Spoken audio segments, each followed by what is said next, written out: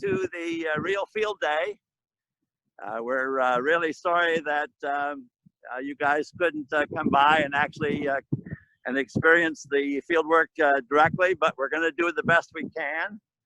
And as all of you know, it's really windy out here today, so we're asking all the speakers to speak very loudly. And we hope that we can get through the 10 stops that we have planned for you today, okay? In front of you, I have Dr. Sheaffer. Greg Sheaffer is one of the members of the For Evergreen team. He's led the alfalfa program here at the University of Minnesota for many, many years. And I'd like to have him just say a few words about the For Evergreen crop, alfalfa. Yeah, welcome everybody to the field day. We're standing by my favorite crop, or in my favorite crop, alfalfa. It's, I think, the best for evergreen crop, because not only does it provide an economic return for livestock feeding, but it also provides tremendous environmental advantages. I have here a plant, and you can see here this large taproot. This can go down like 20, 30 feet into the ground.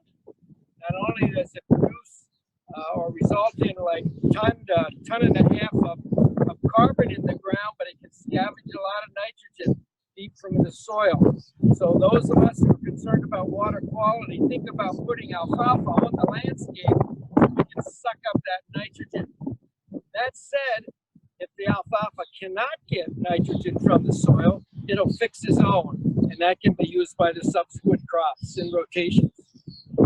This field of alfalfa here has been growing since the spring. It's going to be an experiment. Flower, and with flowers, a lot of nectar production. This is weeds, butterflies, other types of insects. So these are just some of the benefits of alfalfa in rotation. In this particular field, we're doing an experiment evaluating varieties and trying to determine ways to analyze forage quality in a rapid way. Field in the back for the horses is a cut field of alfalfa where we're looking at alfalfa populations and the interaction of populations with genetic resources. We've done a lot of manual work. We're continuing to do it because we want to increase the efficiency of alfalfa production so we can keep it on the landscape. Finally, I want to say something about the horses in the background. There are 150,000 horses in Minnesota, quite a few. Oftentimes they are congregated. These have to be congregated in a research setting, and for equine or horses, we're working with a colleague of mine, Shona Martinson, in animal science, and we're really looking at trying to identify the most persistent as well as productive grasses and legumes to use it as resistant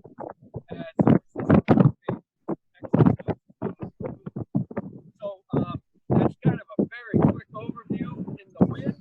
I don't know how you want to do questions about. Well, let me ask you a question, yeah. Dr. Sheaffer. You know, the acres of alfalfa have decreased dramatically. Do you think there's any possibilities for moving alfalfa into food uses other than just for livestock feed? Yeah, thank you for that. In terms of the alfalfa acreage, a lot of that has been tied to the dairy industry, the beef industry, of course, the horse industry, depending on its food for livestock. In that regard, for livestock feeding and promoting the dairy industry, I think we need to have some policy changes. You want to know specifically about food uses. Alfalfa can produce a lot of protein per acre, like 400 pounds per every ton. Contains about 20% protein. So there would be the opportunity for use it for other uses. We've looked at it for use for aquatic uses, for fish food. I know the folks at AURI are looking at it from the standpoint of. I want to say one other bit of work that I'm involved in that relates to water quality, and that's some life cycle analysis work we're doing with some folks at Morris, and it's actually a project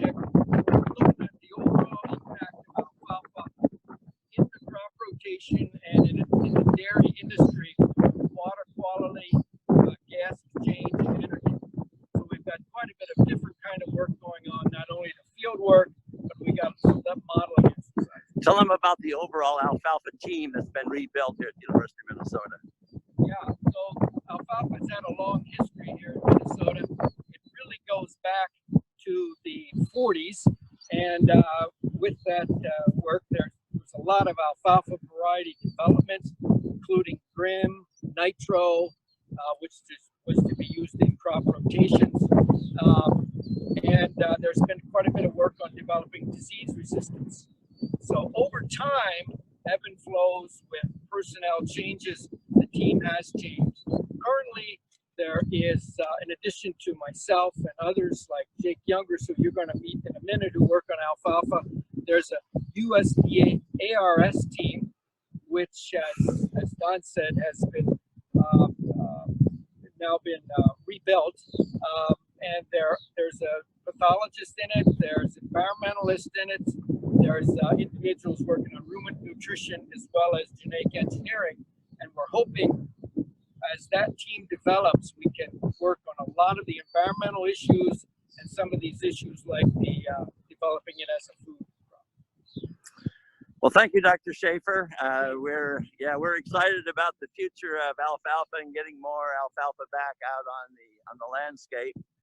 And I think the opportunity to move alfalfa directly into a protein source for direct human consumption, I think is going to be an exciting opportunity for the Forever Green initiative in the future. Jake Jungers, and he's going to talk a little bit about intermediate wheatgrass or Kernza. That's what they're saying. Okay.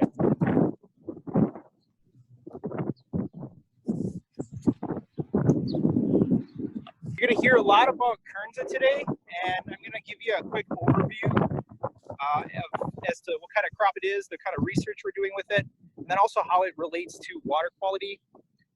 So just to give you a quick overview, for those who are not familiar with Kernza, it's the world's first perennial grain crop. So it is intermediate wheatgrass is the name of the plant.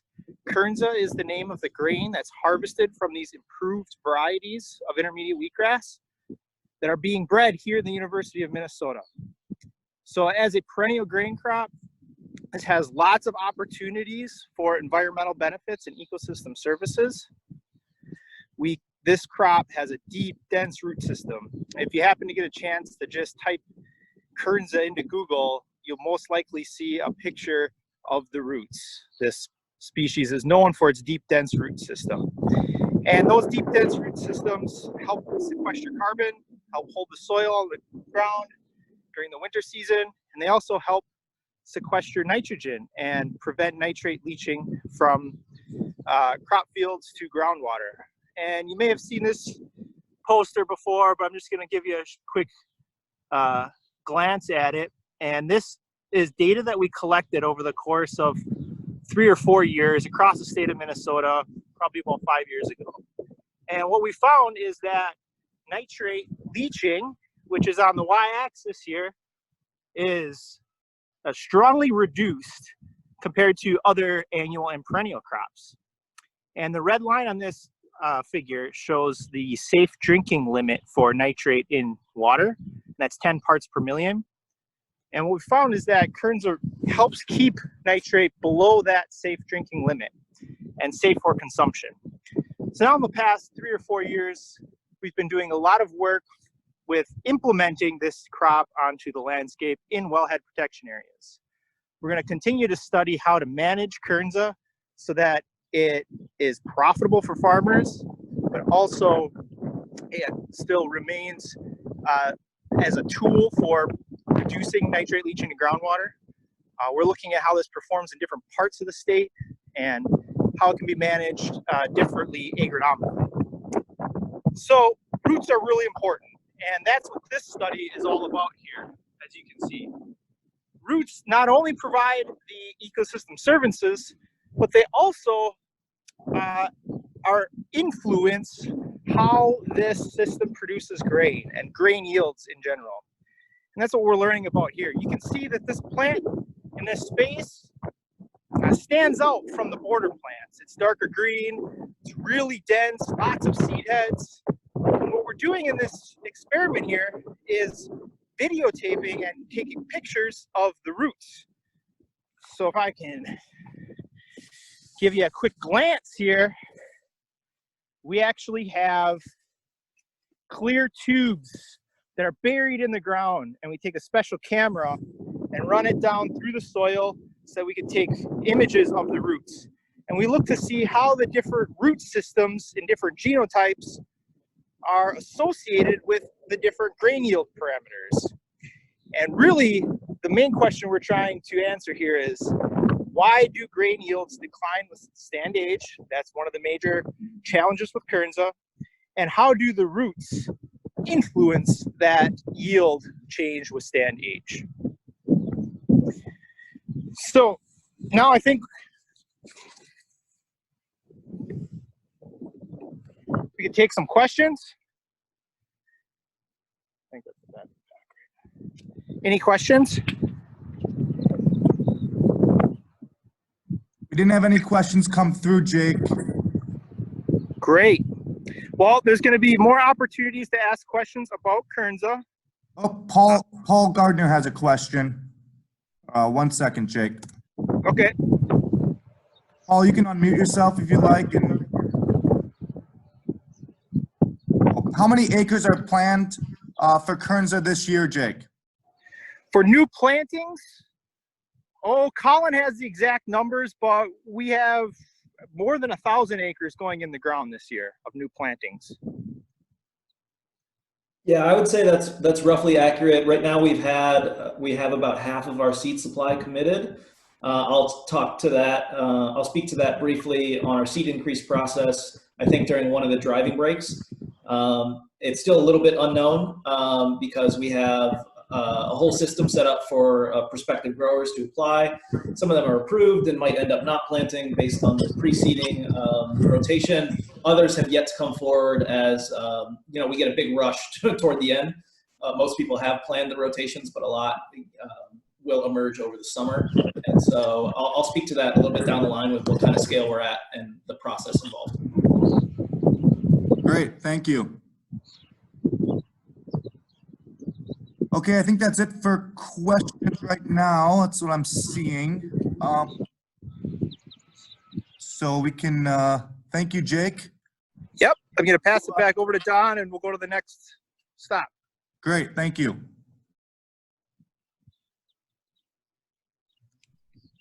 Don, just some feedback. Everyone was saying that audio from Jake was really good. So if the speaker can hold the camera, that would be best on at all stops. We will do that. Thank you. So now I'm going to take a little walk. So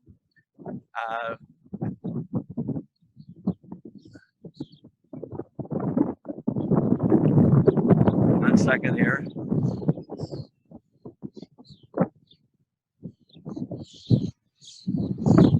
So we're going to take a little walk down to stop 3, and I'll just chat a little bit on the way.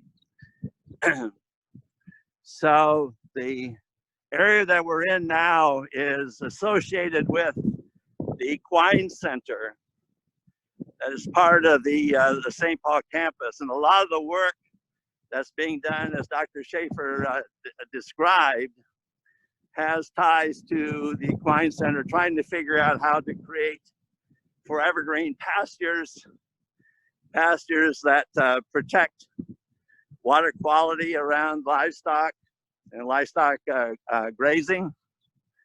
So there's a real unique set of opportunities here right in the middle of the cities to work on a wide range of for evergreen projects.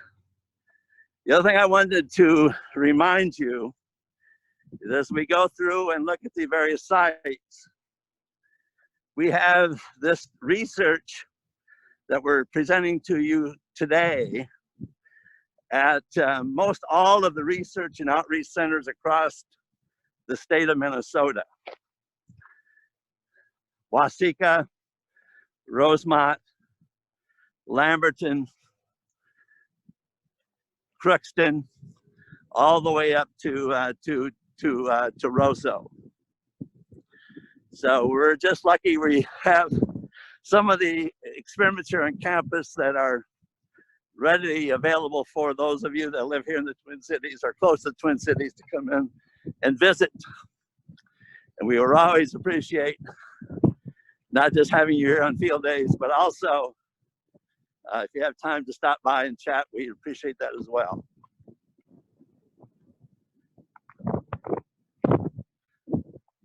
So here comes David.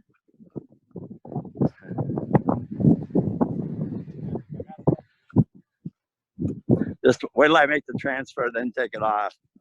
Because the word on the street is that you need to hold this. You know how to run it? No, you're going to do just straightforward. Sounds good. I'll just let them see you before you take over. This is David, yeah. So, second year master's student at the University of Minnesota. I work on the Perennial Flax program. And where we are today is one of our advanced bio nurseries for the Perennial Flax breeding program. This is where we look at all of our most advanced lines. And I'm going to turn it over to you. Yeah, I'll show you after today. You can put that in your pocket. That's the battery pack, and you know how to run the system. Yep, I do. Okay, so to give a broad overview of this program, what we're trying to do is domesticate a perennial flax line that will have all the same health benefits of the annual flax that you can find in the grocery store today, like high levels of omega-3 fatty acids. But we want to add all the ecological benefits that you get from these other forever-green crops in a perennial cropping system, like decreased soil erosion and increased water quality in the state of Minnesota. Perennial flax also has the additional ecological benefit of having a large number of blooms, making it a great pollinator plant, and providing pollinator services for both our native and managed pollinator populations in the state of Minnesota. So these plants, they flower very early in the season and have a long bloom period throughout the year. And so they provide forage for pollinators at times when other crops on the agricultural landscape may not be flowering. So in addition to selecting for yield and other agronomically favorable characteristics, we're also selecting for horticultural purposes, such as ornamental potential and cut flower potential. So this isn't the best day to be out here, to be honest. It's been dry and windy, so these aren't at their peak flowering. But you can see, if we look at some of these plants, the number of seed pods really shows just how much these have been flowering throughout the growing season. They've been looking great this year. This is a second year stand of perennial flax. So they're really in their peak performance this year. And so in addition to these agronomic characteristics that we're selecting for, the horticultural uses that we've been selecting for are for home garden use. So we want to release varieties that are cold tolerant and look great in the home garden so that you can grow these in your own property. And we're also been selecting lines with great cut flower potential.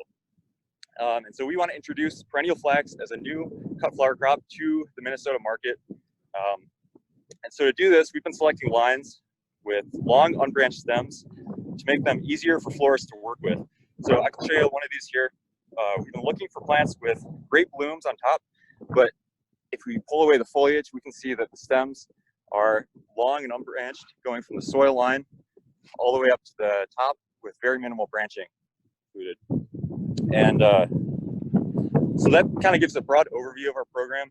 We're looking at selecting for seed traits, seed yield, and oil quality on the agronomic side. And then on the horticultural side, we've been selecting for ornamental potential so that you can grow these in your home garden, as well as cut flower potential to hopefully introduce these as a new cut flower crop to the Minnesota market. And with that being said, I think I'll turn it over to Don for questions. A few questions. Of course. How big is your program? The program at this point, Here at St. Paul, it's a very limited set of right? Where's your major research at? so most of the research is located out in Rosemount, Minnesota at the Rosemount Research and Outreach Center. That's where our main breeding nursery is. So we evaluate all new materials in that nursery and then bring them here to be for advanced evaluation. This is one of 5 advanced breeding nurseries that we have across the state of Minnesota. The other ones are located at Rosemount. We have one here in St. Paul, of course, and then Morris, and Grand Rapids. And the fifth is actually not in Minnesota, it's in West Virginia at West Virginia State University, just to get a completely different environment to evaluate these plants at. So did you tell them about the entire team?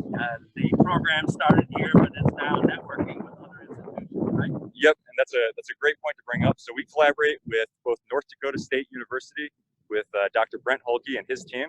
We also collaborate with Colorado State University with Dr. Nolan Kane and his team. And we do most of the breeding work, whereas North Dakota State is very focused on agronomics, and Colorado State is very focused on bioinformatics and understanding the genetics of these crops. So the three of us together, I think, make a great team and are really working to develop this crop throughout the country. So how soon will we have varieties in place? Take the grains first. How far off are we from producing a variety that will have value? I see these down here look really nice. Yeah, some of these have a lot of seed pods on them. Really, at this point, the limiting factor is the agronomics. So we need to understand how this differs from annual flax in terms of seeding rate, row spacing, and any other traits like weed control, herbicides, whether or not we want to integrate cover crops into these systems. So there are a lot of questions still in place, but as far as the genetics go, we're finding lines with high yield up to, and some of these 8 grams per plant, 10 grams per plant in the second year. So it's looking very promising, I would say. But for a timeline, I would probably guess 5 to 7 years out. For how about the ornamentals? How far off are we from releasing ornamentals for backyard plantings for beneficial insects? So I'm glad you brought that up. That's one of the great parts about working with this as an ornamental is the timeline to release is a lot shorter. So for that, I would say we're maybe 2 to 3 years out at most for releasing some of our first ornamental varieties. I don't want to say, as I'm not the PI in this project, I won't make that final decision, of course. But for that, we've already identified plants with great ornamental potential, a great number of flowers. And the main limiter there is we need to look at, okay, how long does it take to produce this in a greenhouse setting so that we can get it out to the nurseries as fast as possible? They want to know how easily this thing roots so that we can get those out to the general public. Why do you think the general public would love to have these bushes in their backyard? When do they start to bloom? So these start to bloom super early in the season. We were out here in late April, early May, and things were already up and blooming. They're extremely cold hardy, so they'll bloom throughout the growing season and even into the late fall. Last year, we saw them blooming into November after multiple frosts. These were still putting out flowers. So I really think the length of the flowering period, the fact that it's going to come up really early in your yard, and they have this great foliage that stays green throughout the growing season and into the fall. It just has a lot of potential. Do you see a lot of bees on them? I do. Out in our main nursery in Rosemount, we're lucky to have the bee group researching nearby. They're frequently visited by honeybees, also see bumblebees and all sorts of other native pollinators on these plants. So that's really another area of potential, I think. And in the future, we would love to collaborate with the bee groups here on campus to look at that in more detail and maybe start to breed for pollinator services specifically. Well, thank you very much, David. Yeah. Let me see if there's any. Are there any questions? Yeah, Don, there's a, Paul just had a question about the water quality connection and maybe some of the, what's known about how flax can prevent erosion or nitrate, phosphate, stuff of that nature. Well, let me handle that rather than David. We are just moving to the point where we have germplasm that we can start asking those questions. Keep in mind, this is a domestication project, going from the wild to develop plant materials that can produce seed, and as David has said, can be used as an ornamental. That will be the next set of questions where resources from the Clean Water Council and from the program would be invested. It would be invested to answer those types of questions from the based on the germplasm that has been developed. And that's, again, to everyone online, that is a unique part of this program. We go all the way from basic breeding to agronomics, as David was saying, to food science, floriculture, into the marketplace, plus having teams like members of the team like Jessica Gutnett that you just met, and Jake Jungers actually asking those water quality, soil health questions. So At this stage, we don't have the complete answers on perennial flax because we will now have the opportunity to evaluate real plant material to get a handle on those questions. But from a soil erosion perspective, you know, the surface cover that these plants provide, you know, I would have to suggest that there's a high probability that it would reduce soil erosion dramatically. We don't have the data on the movement of water and nitrate nitrogens through this system yet, but that is something that needs to be done with the new germplasm that is now going to be available for release. I would maybe add to that too. We're in the process actually of doing this right now. So what you see over in the other side of this field is our seed increase. And so we're trying to bulk up our seed materials to answer those very questions in agronomic studies so that we can get at some more quantitative data sent to you. So what David just said was, you know, you're looking at the breeding work that he just showed you, but right next to what I'm pointing to here and at Rosemont and other places is where these lines are now going through seed increase. So they can be planted on larger acreages to do the work that the question was based on, right? Getting an idea of yield, impact on soil erosion, and water quality. Great.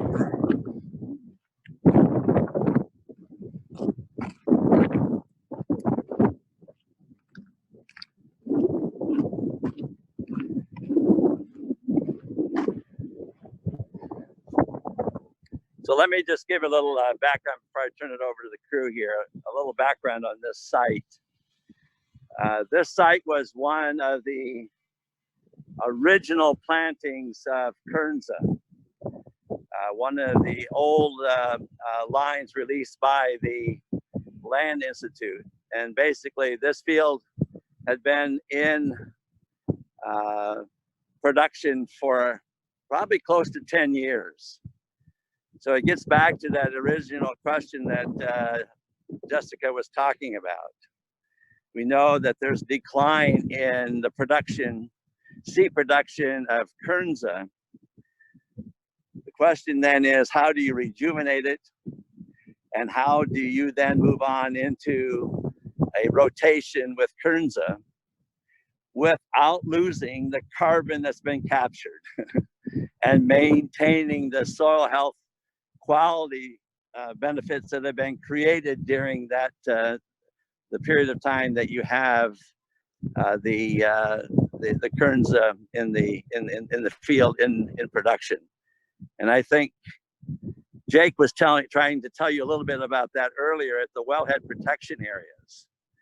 So as you go in and plant Kernza in those wellhead protection areas, the question that is being answered here is, how can you then take out the Kernza with very limited soil disturbance to make sure you continue to capture and maintain that carbon in the soil? So that's a little background in terms of what this project is doing here, and these guys can give you a little more detail. So you can see the PIs, Jessica and Jake, and the postdocs associated with the project, Nymar. And so I'm going to turn it over to you, Nymar, and I'm going to hand it to you. So you stay your distance. So you're going to need to put this in your pocket. And have you practiced with this?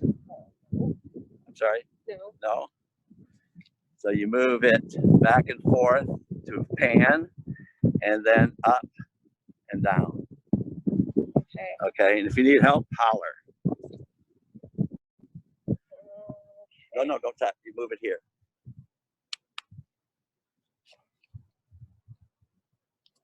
Oh, I'm going to turn it towards myself.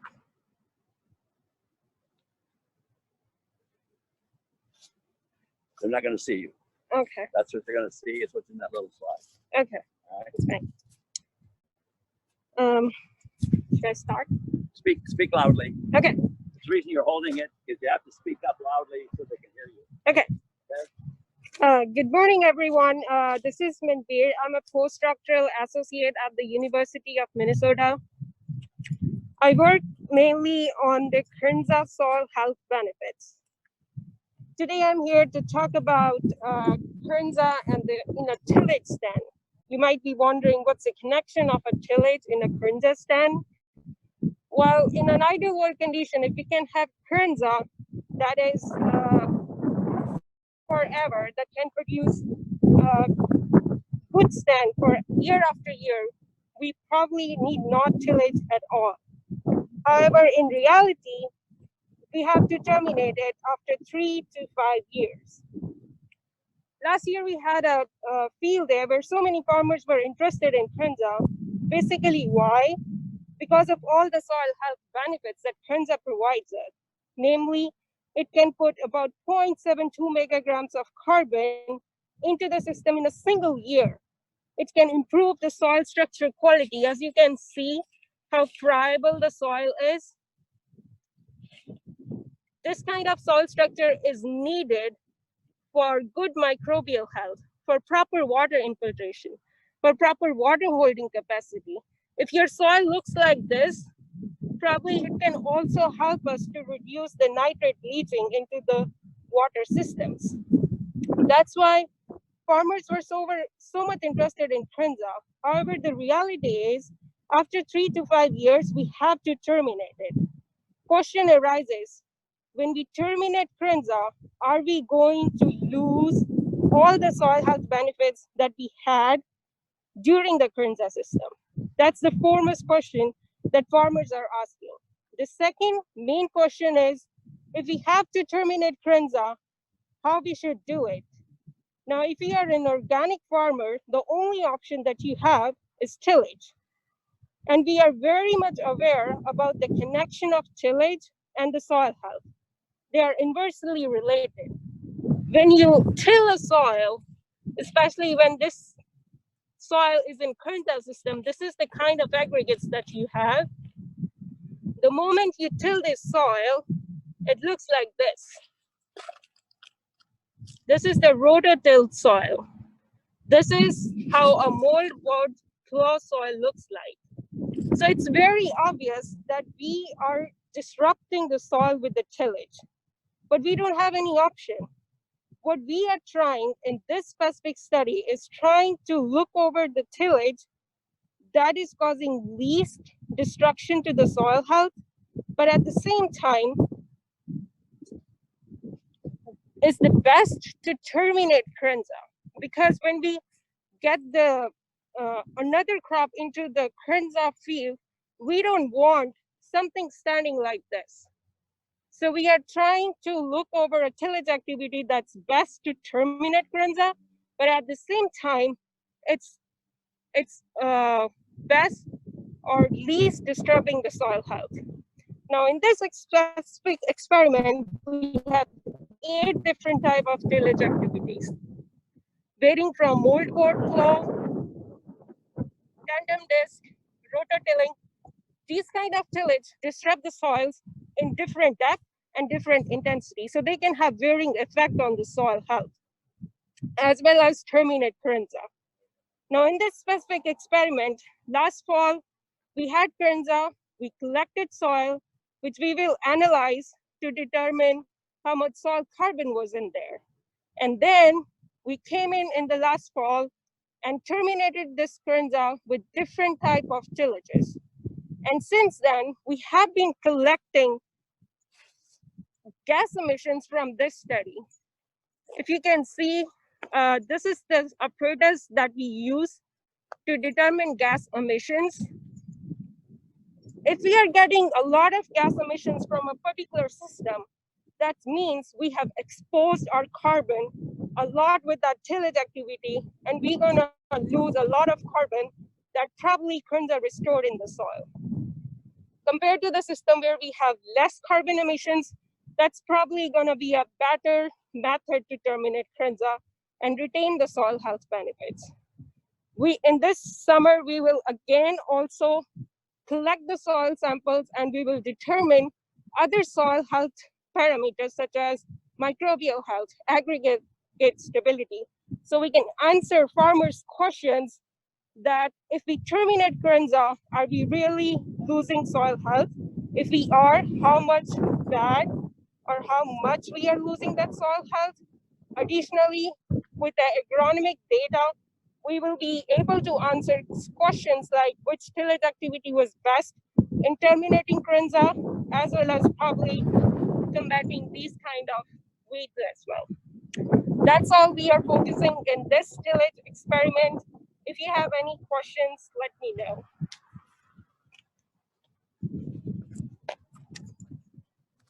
Yeah, there are two questions, Manbir. The first is, under what circumstances would a farmer terminate Kernza if it's designed to be a perennial? Kernza is a perennial crop. A farmer has to terminate it because the current varieties that we have from Kernza do not produce economical grain for more than 3 to 5 years. So what we have to do is we have to terminate that Kernza stand. That's the current situation. In ideal world, probably we can have variety that can have proper grain yields for year after year, and we don't have to kill Kernza. That's the main issue why farmer has to kill Kernza after specific years. Thank you. And then, Let me just say one word to that. That again is the overall connection in this program, right? So once you release a variety of Kernza, just like in the development of the first variety of soybeans, it wasn't perfect. There's continued development, all of these crops over time. And one of the primary focuses of the breeding program, which you will hear later, is increasing yield, but how long you can maintain high yields over time. And so this perennial, as of right now, as she was describing, is looking at how we can keep it into the rotations with crops that are currently in production in the state of Minnesota, get those ecosystem services, and moving to, say, corn and soybeans for a year, and then back to a cover crop system, continuous living cover crop system, with the idea of how do you reduce tillage to make sure you maintain soil quality, soil health, and don't release nitrate, nitrogen through the system. So we call that the grand challenge. okay, and a follow-up question, is there research regarding how much carbon sequestered might be lost after Kernza termination? That's really what this experiment is, right? I can turn it over.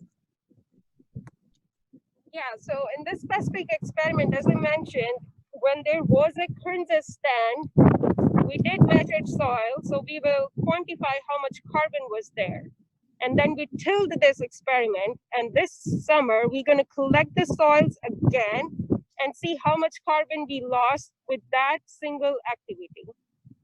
Along with that, we are also measuring these gas emissions on periodic basis to see how much carbon we are losing after terminating Kernza. Great, thanks. Yeah, so that's the guts. That's really the guts of this work, right? Can you? And that's the reason. If you look across this plot area, you can see that some of them is almost bare soil. Other areas you have residue, right? So the ones with residue on the surface are really, really shallow tillage, right? So the idea is how much tillage do you need to suppress the regrowth from the Kernza, but not releasing the carbon into the environment or losing those soil health qualities. So that's the reason you see this range of residue on the surface. That basically reflects the severity of the tillage that was conducted. The ideal would be if you could come in and just kill the crowns, right? You know, with an inch or two, but not disturbing any deeper than that. Okay, and Don, another question is, someone asked that John Barton asked about it growing, it appeared to grow in clumps or like a bunch grass. Is that the way it typically grows, or is that an artifact of the test plot? This is basically an artifact of the tillage practice, right? In other words, a crown develops and then it puts out rhizomes. So what you're seeing here is the regrowth from a crown, right?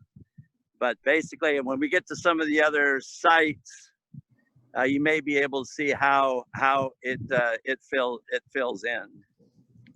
So this crop is seeded with a drill and will develop in the fall, and then we'll start putting out rhizomes in the spring, and it will fill in really quite well. But after seeding, you know, it could have a tendency to be a bunch, but it has rhizomes, it fills in. Okay, thank you. And we had one question, Don, during the break about flax, and let me find it here. I see David's on as well. The question was from Paul, and he asked, is there any value to the fibers as well as the oil for flax? Oh, absolutely. So again, we didn't give enough of those details. So it's when he was talking about oil, so we look at it as a fiber, oil, and a protein crop, and value in those flowers, right? So it's a crop that has 4 potential income revenue streams. So the oil, high omega-3s, protein, the fiber in the stems, and then the value as an ornamental in those flowers, as well as nectar, right? Pollen and nectar for beneficial insects. So it's a really directly, it has 5 really upfront potential benefits, along with, we hope, reducing water movement, the nitrate movement in the system, as well as reduction in erosion. You know, we're guessing that it will fit in like a lot of the other perennials, but like I was just saying at the other stop, we just don't have that data set yet to actually have measured the water movement or the movement of nitrate nitrogen through the system. But again, that's what these projects that you're looking at here today are designed to do across all of these crops over time. Great, thank you, Don. I think that's all the questions for now. All right, take me offline and I'll move to the Pennycress and Camelina. So see you all in a few minutes. Okay. During the break here, we are going to have, let's start my video. We're going to have Connie and Colin come on. You should be able to both use video now and talk a little bit about supply chain and some of the marketing. So I'll go ahead and take it away. Great. All right. Hi, everyone. This is Colin Cureton, Supply Chain Development Specialist with Forever Green. And I'm going to spend, about 5 minutes here, giving a quick overview, a little bit of a vignette of some of the work going on in the commercialization space. And we thought we would highlight in this first vignette the release and scale up of the first Kernza variety to come out of the University of Minnesota for a green initiative. So I'll briefly share that story with you here. Let me see if I can share my screen. Just have a couple slides. Let's see. Does that work? I think you all see what I see. So this is some quick overview of the breeding efforts at the University of Minnesota to share the status of our breeding efforts. You can see some of the rapid progress that's occurring in intermediate wheatgrass or Kernza. So we're rapidly reducing seed shatter, increasing threshability, and as well as seed size. And so to give a quick kind of timeline of the first Kernza variety that was launched in 2019, in 2017, 14 acres of foundation seed was planted in Roseau, Minnesota. And in 2018, I think very much of interest to this group, 100 acres of seed increase was planted in 5 plots around the state. Over 50 of those acres were in drinking water source management areas, or DWISMAs. So a very interesting aspect of our commercialization efforts is that we are overlapping or trying to find that intersection between how to maximize environmental benefits while we advance the commercialization of Kernza and other forever green crops. It's a very interesting aspect of how we're advancing this commercialization work. In 2019, based on our initial harvest from the plots planted in 2017, we released a small quantity of Min Clearwater is the variety name. I'll say some more about that in a minute. And harvested 85 of those acres for seed, some of which was 15 of those acres were actually harvested and sold as grain. And we also, we didn't plant any more intentional seed increase that year. And we have our strategy in place for the 2020 year. Just to share a little bit about Min Clearwater, kind of an interesting story there is that the breeding team decided that Kernza varieties coming out of the University of Minnesota would be named after Minnesota lakes, rivers, and or watersheds. And so you all know we're the land of 10,000 lakes. So that was quite the searching process to find the right name that we thought really fit for the first Kernza variety. And just to emphasize, this release, the summer of last year, is the first official Kernza variety to be released anywhere. So the germplasm circulating prior to that was essentially from breeding populations from the Land Institute, was the basis of the beginning of our breeding program, but also of early commercial Kernza efforts. So it was really quite exciting.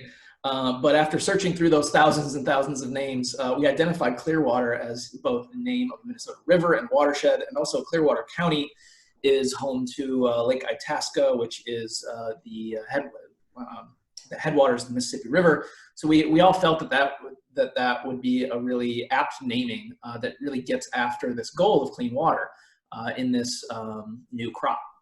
And so we released that in August, about 5,000 pounds available, and distributed the majority of that to growers in Minnesota, as well as to industry partnerships. And just to share what last year looked like, we harvested for seed about 40,000 pounds of primary product was harvested. That product was aggregated with one of our farmer partners in Cold Spring, Minnesota, who has a seed increase plot in a DWISMA. And that seed was all processed and cleaned by our partners, Minnesota Native Landscapes, has been our seed cleaning and distribution partner on this. And currently we have about 22,500 pounds of seed is clean, bagged, and in storage, ready to go for 2020. And so kind of just to highlight that, this is the most seed we've ever had available of Kernza at any point in history, of the most improved germplasm on the market. And currently, I believe all seed, up until the 2020 harvest, our partners at the Land Institute have some seed increase underway and are planning to turn that around quickly for 2020. But at the moment, all commercially available Kernza seed on the market right now was grown, cleaned, processed, and will be sold in Minnesota, worldwide. So we are obviously prioritizing most of that seed for our Minnesota partners, but we also are supporting research plots in the upper Midwest, as well as small quantities in Europe. And so just to emphasize, Minnesota has really emerged as a crucial location. University of Minnesota is a crucial partner in scaling this. So I think I'll stop there. I have a lot more I could share about the 2019 harvest and plans for 2020, but I think I'm probably at my 5 minutes. Thank you, Colin. Connie, do you have anything further to say about that, or would you like to move on to the next? All I would say is that much of the work that's happening around this, we're doing in cluster areas, and Colin and I will talk about that specifically at the next break to really show how the commercialization, again, is tying into this water work and how we prioritize that water work in the commercialization. There we go. We see Katherine now. Thank you. All right. All right. So welcome back. to the next stop. So at this site, we have Katherine Frels, and Katherine is going to start out with the presentation. I think you have been watching her most of the morning in terms of the video, but I'm going to turn it over to her to lay out the breeding program, and then Ratan will talk about the genomics work here in a few minutes. So so she'll be behind the camera now.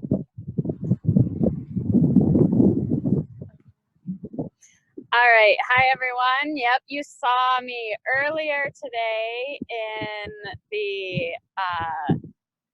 pre-recorded video, and I was giving you a quick overview of the Pennycress and Camelina breeding program and the genomics program. And the field we're in here is the genomics field.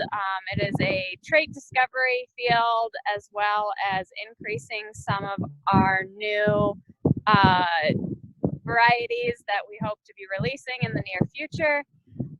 What we see here is this is a wild pennycress plot. It's being used for the mutagenesis breeding that Ratan's going to talk about in a little bit. And next to it in the green, you can see the camelina. And one of the things I talked about in the pre-recorded video was how we are trying to breed for earliness. And one of the challenges with camelina is that it is quite a bit later than pennycress is, and that's one of the reasons we are carrying both of these oil seeds forward in the program. Pennycress is a little bit easier to breed. It is a diploid versus camelina being later and a hexaploid. It takes a little bit more work for us to make some of that breeding progress, whereas in pennycress we can make it really rapidly. What you see here in this field, and I kind of pan over, all of this is based on one genotype. Variation is created through mutagenesis breeding, whereas what I do in a field that you won't get to see today is I work with natural genetic variation and am breeding for quantitative traits through traditional plant breeding methods. And Ratan, if he's ready, is going to cover a little bit more of the trait development, and I'm going to help him display some things. So there, and then here's the battery pack if you want to put that in your pocket. Okay. Hello everyone. I'm Ratan Chopra. I am a research associate in the program. And as Katherine mentioned that we use mutagenesis breeding, what we have in addition to just using a traditional mutation breeding, we add a modern genomics tool that allows us to kind of create variation and also look for what is the reason that variation is occurring due to. Like we look at the genes that have been modified with a non-GMO approach. And I'll give you some demonstration about the changes we have brought in the pennycress varieties that allows us to have edible oil, edible meal, and also being able to have a better agronomic system. So one of the first things I'll display to you guys is a trait that is reduced shatter trait. As you can see, this is how the wild type pennycress looks like after it's mature. Everything is like on the ground. You can see all the pods have fallen down, and the stem next to it, which is, if you look at that stem and you try to break the pods, they're not going to open. Whereas wild type is just going to fly. So we've made that improvement. So with that, we are not going to lose any pennycress seeds on the ground due to wind after maturity. So that's one of the traits that we've improved. The second trait we can show you is increasing yield in pennycress. And how do we do that? Like by increasing the number of pods. If you see on the right of the screen or right of Catherine, like that's multiple pods on a main stem. Okay, and then on the left is the wild type pennycress that you would find anywhere. So the number of pods that are increased on the main stem is almost 3 times compared to the wild type. So we do have increased number of pods that leads to increased number of seeds, but the issue is that it does lodge because of the heavy weight on the main stem, and we are working on improving that trait. The other trait we can show you is changing the seed color, which makes the meal edible. For example, if you look at the seeds of wild type pennycress seeds, we're thrashing right on site. So you can see those are brown to black seeds, but that has a lot of like indigestible fiber. And to remove that, we've changed seed color, which should be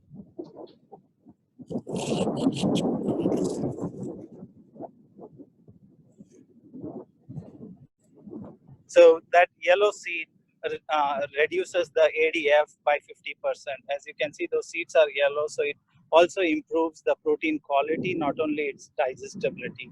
So these are few examples how we've created variation and what we've achieved in last 7 to 8 years with modern genomics tools and mutation breeding.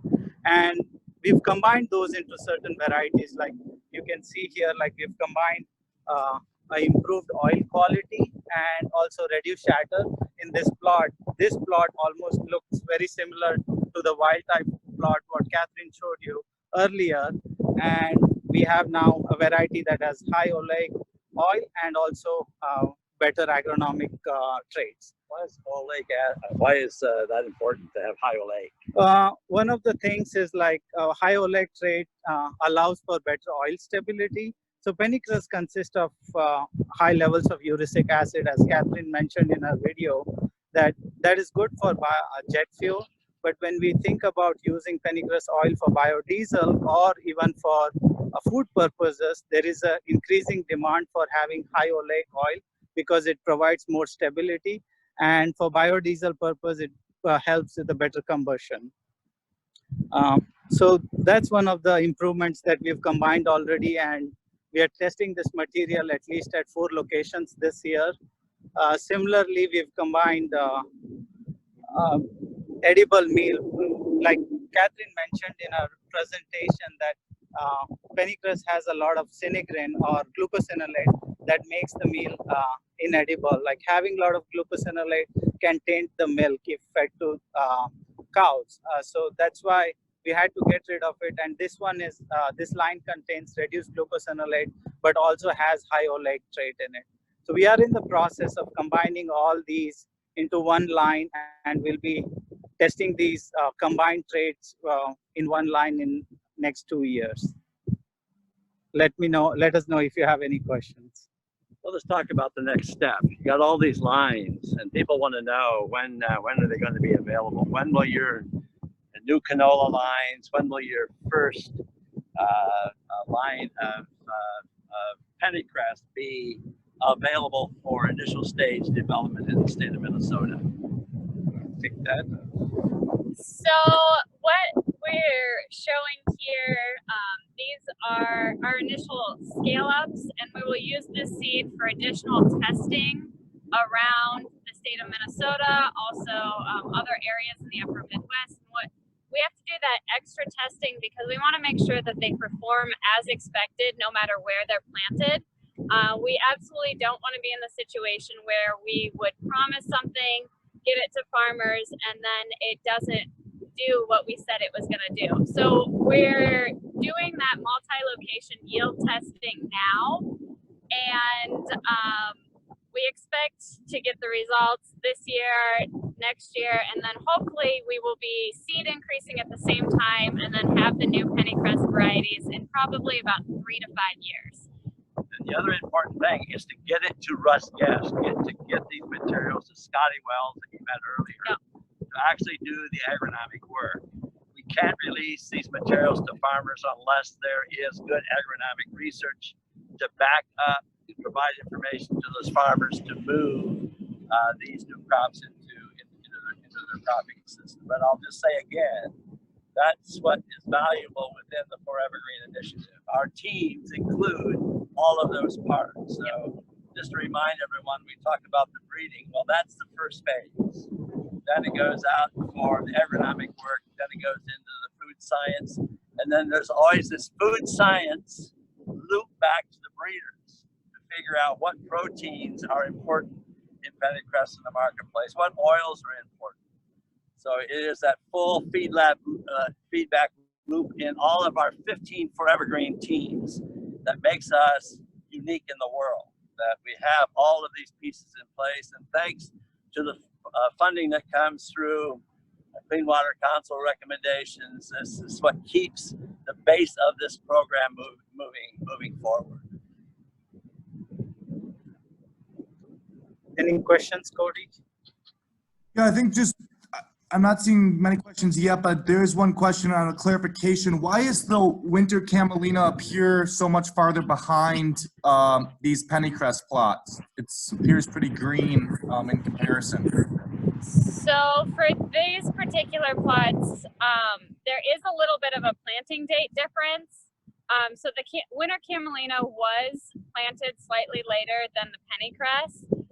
No more than 2 weeks difference though, but camelina does mature about 2 weeks later. So even if they were planted on the exact same planting date, camelina would be about 2 weeks behind the pennycress. And that's why there was such a big difference between those two, because we had a planting date difference as well as the natural genetic differences between the two species. Yeah, and just to add to that, like we've identified a couple of camelina lines through mutagenesis and also through traditional breeding. Those flower at par with pennycress and they are maturing at par with pennycress. And those lines are somewhere on that end, but definitely we are making progress towards improving maturity and harvest window for camelina as well.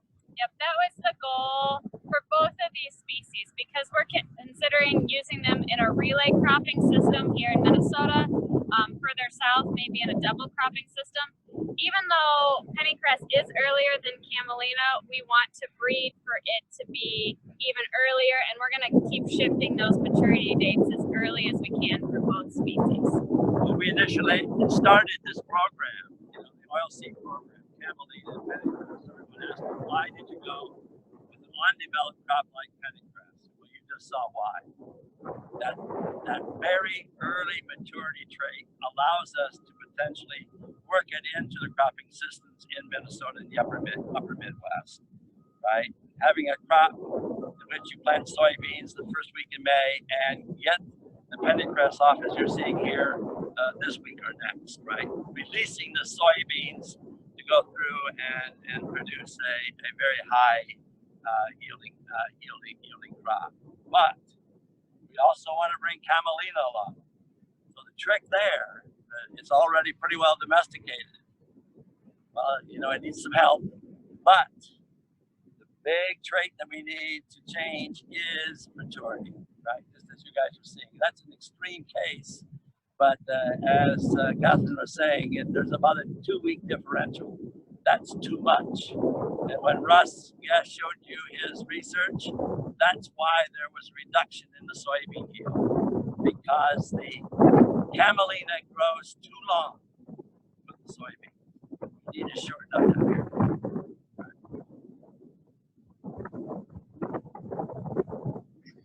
Any other questions, Cody? That's all for now. All right, thank you, Catherine, Ratan. So right now I'm going to take a 1-minute walk. We're going to walk down to the winter barley, all right? So I'll actually be walking you down through so you can take a look at some of the pennycress materials that's out here. In other words, these are the advanced lines where they're bulking up the seed. These other small plots are new germplasm that's under evaluation. And just to give you an idea of the range, look at the difference in lodging. right? So selecting for upright plants and upright plants that can maintain the weight of the seed that is now being increased in the seed head that Ratan showed you earlier. What's always very interesting in a nursery like this is to see the range of genetic diversity that we select from and use within the breeding program. And up here, there's a Pennycress line that is really late maturing.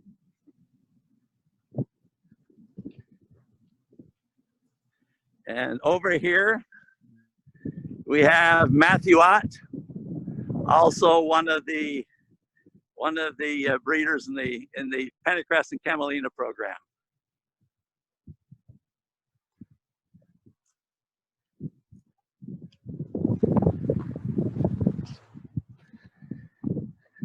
So we're getting close to the winter barley.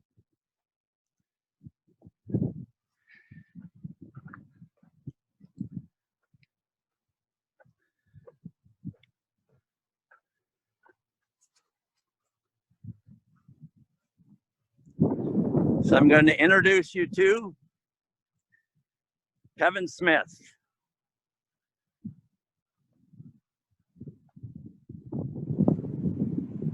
Just trying to turn the volume down, Don, so I don't get feedback. Wish it was always that easy to turn the volume down on you. Yeah, exactly. This is Dr. Kevin Smith. Kevin has led the overall barley breeding program for well over 10 years, I think now. 20 years it's been that long. So I'll basically turn it over to him in terms of the changes in the breeding program and the addition in recent years, the development of winter barley as part of his program. I'm going to turn this over to you. You're going to have to hold it. Oh, I'm going to hold it? Okay. Yeah. All right. All right. You know how to run it? No, not really.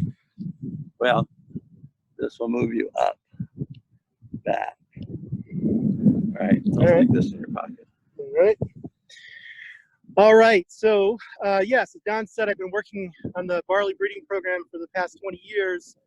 About 8 or 9 of the last years, we've been working on winter barley. So what you're seeing here is a field of one of our advanced lines from our winter barley program. This was planted last fall. It's probably about 2 weeks away from harvest. So what I want to do today is give you a little bit of an idea of why winter barley fits into the Forever Green portfolio, and then some of the challenges that we're working on to improve winter barley so we can actually grow it reliably in Minnesota. So actually, the University of Minnesota has had a barley program for about 100 years, but like I said, only the last 8 or 9 years we've been looking at winter barley.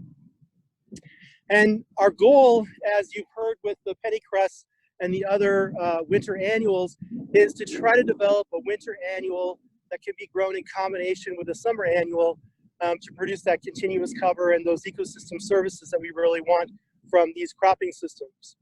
But we also want them to be profitable and for there to be an economic driver to producing these. And so one of the opportunities that we have with winter barley is that it has a very mature and well-developed supply chain. So we've been growing barley in the state of Minnesota for a long time. We have several large malt companies, including one in Shakopee, Minnesota. Rahr Malts is one of the largest, or is the largest single-site malt facility in the world. So there's a great demand for barley. We also have several small craft maltsters, and all of those malt companies then produce malt that is used by the brewing industry. And so there are large brewers, and as you know, many new craft brewers in the state that are all very interested in locally produced barley. So we think there's a real opportunity to tap into that demand and try to produce a crop that will produce some of those ecosystem services. So there's a strong supply chain, that's important. how do we fit it into these cropping systems? So I think you've already heard about relay cropping and double cropping a little bit. The same thing here with winter barley. We're really interested in maturity. So this variety that I'm showing you here is earlier than most of the available varieties that are out available right now for winter barley. And so we're trying to move that maturity up so we can harvest it sooner. I'll just pan over here so you can compare it to what a soybean field looks like. This was planted May 4th. And so you can see there's a huge difference in terms of the ground cover, in terms of potential risk of erosion and nutrient loss. And so when this field, this soybean field was planted, the barley field over here was already nearly completely, the canopy was covering the ground. So that's really what we're looking for. Now we're still a ways away from a double cropping system, but that's one of our goals. We're also working with our soybean breeder to look at growing some late planted soybeans, which will certainly have a yield penalty, but maybe when we put them together with a profitable malting barley crop, we can develop a profitable double cropping system that maybe doesn't have the maximum yield for either crop, but together can produce a useful new system. Let me just say, just to build off of what Kevin just told you, that's the other part of the Forever Green Initiative. We're breeding not just crops, but we're breeding crops for cropping systems. So this is a good example of having the soybean breeder and the barley breeder breeding two crops that will fit on a landscape. And that's some of the new, I think, ideas that are being developed out of these conversations and these programs within the Forever Green Initiative.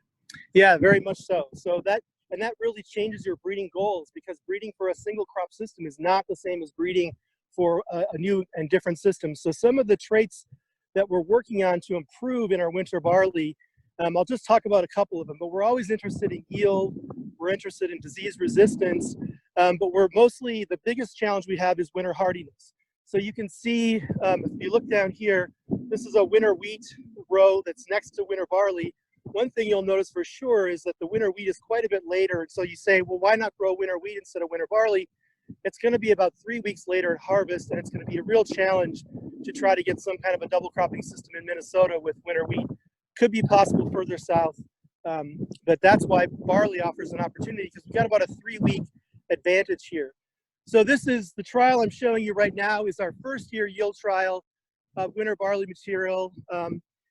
And these first couple of plots are pretty illustrative of what we see. This is the first time these lines have been screened for winter hardiness. Our last winter in Minnesota was not particularly winter, or not particularly severe, but it was severe enough. So this first plot, we have 0 survival. Here we've got, maybe 10 or 15% survival. And then we have a lot of plots where we have 100% survival. So it was a great opportunity to select for winter hardiness this past winter. Another thing that you can see if you look across these plots is you can see quite a bit of differences in maturity. And another thing, you'll see a lot of lines that look earlier, even earlier than the line I was showing you before. So that's another trait that we're really trying to advance, is that earliness trait. I want to mention another trait that we're working on. I said we have a breeding program that has been looking at barley for the past 100 years, and most of that has focused on what's called 6-row barley. So Don is holding the spike of 6-row barley. You can see that there's a row of kernels around that spike, sort of a roundish appearance. So you have 6 kernels that develop in a row around that spike. That's been the predominant barley that's been used in the Midwest for the adjunct brewing system, either one of those. This is called 2-row barley. And so in 2-row barley, the lateral kernels that would normally develop in a 6-row don't develop, and you get 2 rows of kernels. So it's a fairly simple architectural difference between the 2 spikes, but there's a lot of differences in terms of how this is used in industry. So there's also a long breeding history difference between 2-row and 6-row. And the short story is that in the Midwest, 6-row barley has been preferred by the large brewers, the adjunct brewers that use other grains, and 2-row barley has been preferred by craft brewers and other brewers around the world. And in the last year, essentially, there's been a complete turnover from 6-row to 2-row barley, not only with the craft brewers, but with the large adjunct brewers as well. So that's really caused a lot of the breeders to scramble. we've been anticipating this, so we started making crosses with 2-row years ago. And most of the material in our first trial here is all 2-row material. So difference in flavor? There's some work. What is the difference between the? So there are a lot of differences. The main difference is enzyme levels. So 6-row barleys have very high amylase enzyme levels to help break down the starch in the adjuncts that are added that the large brewers use. 2-row breeders do what's called all malt brewing, and so they don't need all of that enzyme activity. They'd rather have more carbohydrate extract to make fermentables for the yeast to produce alcohol and beer. So that's one of the things, but there's differences in protein levels, and all of these things can be manipulated by breeding, but there's still sort of a history of 2-row, and the shape of that kernel on the 2-row spike has some impact in the malting and the brewing process. So there are some brewers that will use 6-row, but again, most of the brewers are using 2-row, and that's where the shift of our program has been. So this program has the same opportunity as we've had with Kernza in terms of incorporating the grain for local beer producers, and so your lines of the future, the winter barleys, would potentially move into that marketplace, right? Yeah, so we are already we work with RAR, one of the largest malt company. We also work with a couple of the smaller malt companies, and they're testing lines that come out of our program. We work with the American Malting Barley Association, so we have a very well-established relationship with the industry to test lines for the suitability in those programs. And we're particularly interested in the craft brewers because they don't necessarily have the same interests of large brewers, so it could be things that large brewers wouldn't like that craft brewers might, and we may be able to market more locally here in Minnesota. Yeah, cool. So again, I like the idea of local consumption impacting the landscape and improving water quality, and tying that interest back to the consuming public. And when I talk to the craft brewers, they're very interested in local ingredients. They're very interested in that connection to agriculture and sustainable agriculture as a way to be a part of that in their own businesses. So I think there is a real opportunity for that. That's a question. Questions? Thanks, Kevin. I don't see any questions here yet, although we had a comment from Jen Cater just saying that all these presentations have been very informative, and she was thanking us. Paul just commented you had us at beer, so I guess that's good.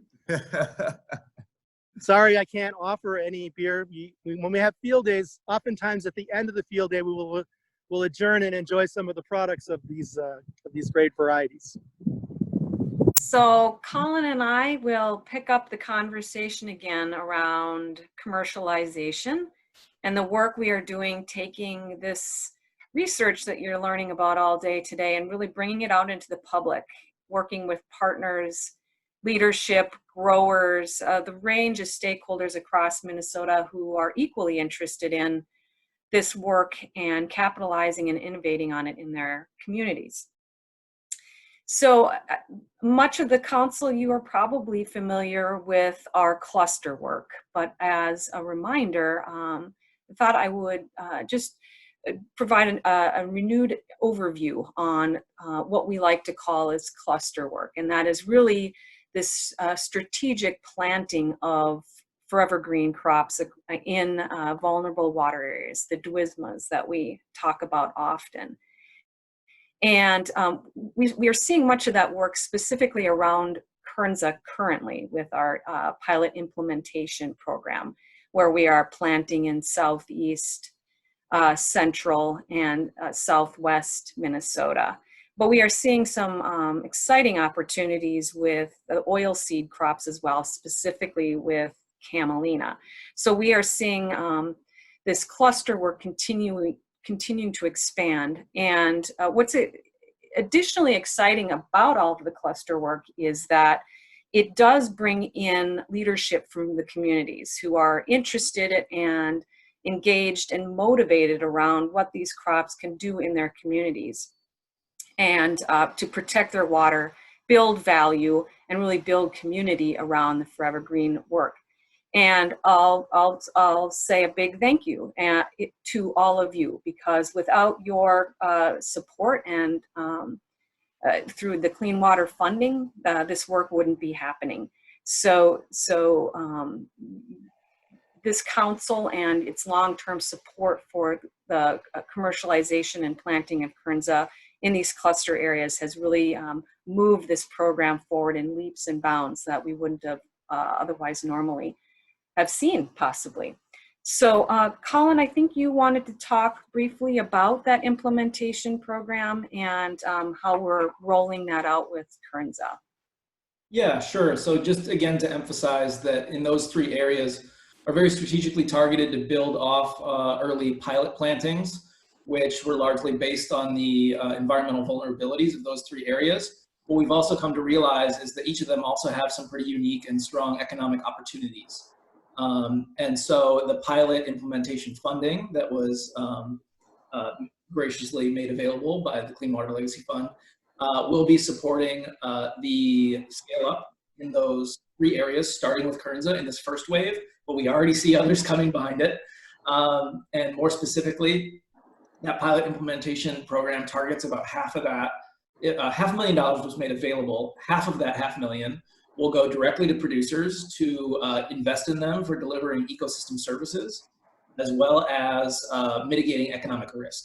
So you can kind of think of that economic risk component as like a partial crop insurance, such that if revenues fall below the cost of production, we will be subsidizing some of that. If growers get a payday in the market, well, that's the payday. There's no need for an additional payment there. So just want to ensure everyone on the line, more information will be available on this program very, very soon. But we've been through a very thorough year-plus long process of designing that implementation program and targeting it at Kernza to start, but really prototyping the model for how we're going to extend that, that implementation support to other crops. And we already see needs for that around winter camelina, for example. And I think we're going to delve into one of the clusters and just highlight 2 or 3 things going on in Southeast Minnesota in particular, although there's lots in Central and Southwest as well we could talk about. But I'll kick it back to Connie and she can talk about a few things in Southeast and I'll do the same and then wrap up. Great. So Christy Purcell may still be on the line here, but she is part of the Cannon River Watershed Partnership that has been exciting partner in all of this work. Northfield, Minnesota has just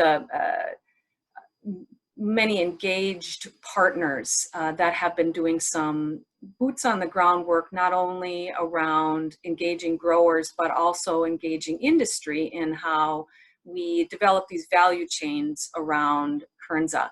And just to highlight how some specific activities that have happened. Late last year, Imminent Brewing in that area hosted a kind of a show and tell of Kernza, and they brought in home brewers who they were shown how to brew with Kernza. And it was a community event that also, engaged the community around what Kernza is and the potential for the crop and water. And from those home brewers, they selected a kind of a winning brew that they scaled up. And then about in February or so, the group hosted another film series where they again engaged the community around Kernza and what it's doing in their community and showcased that winning brew, which I believe is Kernza, what was it again? Revivalt. So the last time I saw it was on tap. I'm not sure if it still is, if Colin's nodding, so yes. And it was, again, this exciting way to really show how community can carry the message of this work out. And what we have seen then is increased grower engagement, increased infrastructure investment. We now have a distributor based somewhat in that area, Sprout Labs, who is carrying the grain and flour and is a place for consumers and our industry connections and partners to access grain for product development and continuing to build out that commercialization. Mm-hmm. And to piggyback on that a little bit, Sprout Labs was an existing company that focused on manufacturing micro malting equipment that was already linked in with some work at the university. has been working on malting Kernza, but really saw an opportunity to build supply chain in that region. And so has been doing some very interesting work and been able to bring in product and set up an online store selling first wholesale Kernza, and then most recently launched a crowdfunding campaign for the start of their new brand or new company called Perennial Pantry. And they will be bringing Kernza grain and flour direct to consumer through that crowdfunding campaign and then on into the future. And I think they hit their $10,000 goal in, I think, under 2 weeks. And so I eagerly look forward to receiving my Kernza grain and flour in the mail as well. I know 100 or so other people do as well. And to say a little more about them, very interesting approach in they've been designing and building their own cleaning and dehulling equipment. Very technically adept as well as business savvy group. And so that's exciting to see some real tangible supply chain infrastructure developing around Kernza locally. And then the last thing I'll say is to go back and highlight on Winter Camelina. We quickly see them coming in southeast Minnesota, starting this year with I think 300 to 500 acres planned pilot supply chain project with our industry partner Nutrien, that's working with an East Coast-based bioscience company to launch that pilot production. And so what we're really seeing is drawing some of the initial national and even some international interest right into one of those clusters. So the idea is that those clusters won't just focus on Kernza, but that will be the leading edge, that we'll be able to layer other crops in and have a really dynamic area of piloting these new crops for ecosystem services and economic opportunities, and that the clean water funding directed toward implementation will support the build out of those clusters. So again, your support is really critical as a key signal to those communities that I think they're already taking pride in saying, hey, we have some need here, but also we are, rural opportunity zones essentially for these new crops. And that's very exciting for everyone involved.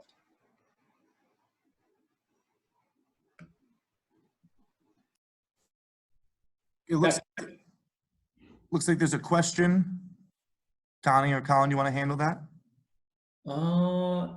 Sort of similar baking with, yes, we've been thinking about working, doing that as well, building out some more opportunities for consumers and others to play with Kernza.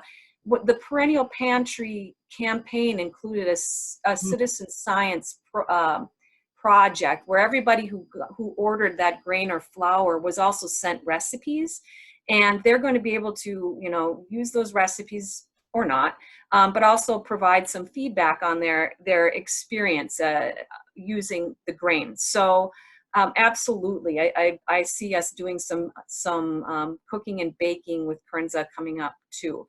And just to continue that, we are working with bakers and developing some cohorts around that knowledge. So we'll see a lot more of that come out in the next year. And my last comment there is to say that a lot of that effort, or almost, all of the ingenuity and creativity and energy and drive to do that home brewing competition of sorts was really locally driven. And I just want to emphasize that. Connie and I are not like masterminds of this. We're brokering access to grain and resources and support. But whether you're in one of those clusters or not, if you're connected to a network of bakers that want to do something like that, we can help make it happen. But that's one of the goals of these clusters, is to really empower and take the lead from those communities that know their communities best, that know where the opportunity and interest is. So let us know what you want to do, and we'll do what we can to make it happen. Great, thank you. Okay, Don, are you ready in the field now for our next field stop? Yes, we are. Great. Okay, we'll turn it back over to you, Don. Okay, so hello everyone. We are now at the Kernza breeding site. We're at the site where the first Kernza variety came from. So you're gonna actually talk to the folks that actually developed the first Kernza variety. I want to pan over here just for a second. Jim is trying to get away. Jim is out here. He is the spring wheat breeder and has also led the Kernza breeding program. But the real muscle behind the program is over here, Prabin, and he is going to be, if I can get this situated here. Old men and technology don't match sometimes. Prabin is the lead breeder for the Kernza program, and what I'm going to do is pass the camera over to him, and he'll leave his mask on until I make the transfer, and he'll take it from there.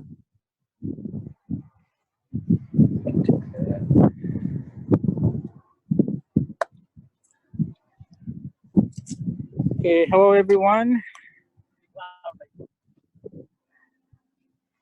All right, you're not going to see my face, but Don introduced me. I am Prabin, Kernza breeder at the university, currently working as a postdoc. Here we are in the spaced single plant selection nursery for Kernza. As you can see, the plants are currently heading here. These plants were established about 2 years ago, fall 2018. So this is their second year in the trial. And in this particular field, we measure traits like height, lodging, any disease resistance. We see an overall how the plant looks and if we can select it for making varieties. For example, the plant in front of me, I don't know if you can see it clearly, but it's fairly short. They're not done growing just yet. They'll be about a foot and a half taller from once it's about time to harvest. But this is a very good idiotype, I would say, where the plant is standing tall, stems are thick, and using this as a parent to make crosses will give us better variety. A brief history of Kernza breeding at the University of Minnesota. We started in 2011, so just about 1 year shy of a decade. And in this time frame, we've made significant strides in improving several traits such as plant height, reduced seed shatter, more naked grain coming out of the combine, resistance to disease and larger seeds, and so on. And as you know, you might have heard from presenters earlier about MN Clearwater, the first Kernza variety to be released. That was actually increased in some wellhead protection sites, and I think, if I'm not wrong, they're still being increased in those sites, and that's a partnership we have with our agronomists and environmental scientists, where the varieties we develop, they tested out in statewide trials, including these important wellhead protection sites, to evaluate their potential to be not just the next best variety, but also in how well they keep the groundwater clean, stop major nutrients from leaching, and so on. So more about these plants. In about week and a half, these heads will begin anthesis, meaning flowering. And after that, they will begin the grain filling stage until about early August, when they'll be harvested. Post-harvest, we will measure how well these plants give us the percentage of naked seeds basically from a machine or a combine. Based on all these traits, we select plants to make our candidate varieties that go on statewide trials for many years, and then they become the next variety, hopefully. You heard about Kernza having long, extensive root system, and while we do not directly select for underground root architecture, I believe we indirectly select for that trait by picking the plants that look the best above ground. For example, we look for disease-free, best tillering, the ones with largest seed and good biomass, and so on. So that, I believe, is an indication that the plant is doing well underground as much as they're doing so above the ground. So we're making these selections to not alter anything it does under the ground, but at the same time also produce more grain, larger grain, and more nutritious grain, so that the farmers and growers have a good market to sell their crop. The last thing I will mention about our breeding methodology is it's mostly traditional breeding, augmented with modern genomic tools, which means nothing modified, but relying on the technology that's present to make even faster gains in improving our germplasm. And with that, we have been able to test numerous candidate varieties every year. After the release of Minnesota Clearwater last year, we think the next variety will be released sometime in 2022 that will have significantly better seed size, reduced shattering, and much better free grain threshing, or the proportion of naked seeds coming out of the combine. So we're making all these progress in coordination with our agronomics and environmental scientist team, and hopefully the varieties that come out in the future will have even better things to offer to the farmers, growers, consumers, and commercial partners. That a big part of my work, of course, is and Colin's too as well, is talking to industry and finding out what they're interested in and how our work can meet those needs and how we can really partner to move all of this forward. And I think one of the exciting things that we have seen in the last year is considerable interest in Forever Green, particularly because of the water quality story, the soil health story, and those ecological services that we've been talking about throughout this whole field day. In particular, you know, we've seen considerable interest from industry around the oil seeds because of their potential for bioplastic applications. There's a lot of concern around plastic pollution, and companies are starting to respond and look for options for improving their supply chain and their product packaging. And so we've had conversations with industry around how some of these oil seeds might be able to meet those needs. And then also, I'll just add that the carbon sequestration work that you've heard Jess talk about and Manbir, again, it garners incredible interest from the industries. They really want to understand how these crops can help mitigate that carbon and other climate change challenges, and how they can incorporate that into their supply chains to continue to mitigate some of those challenges. So the conversations around all of that have been exciting, and we have seen some new ideas and opportunities continue to arise as we continue to do this outreach with industry. Mm-hmm.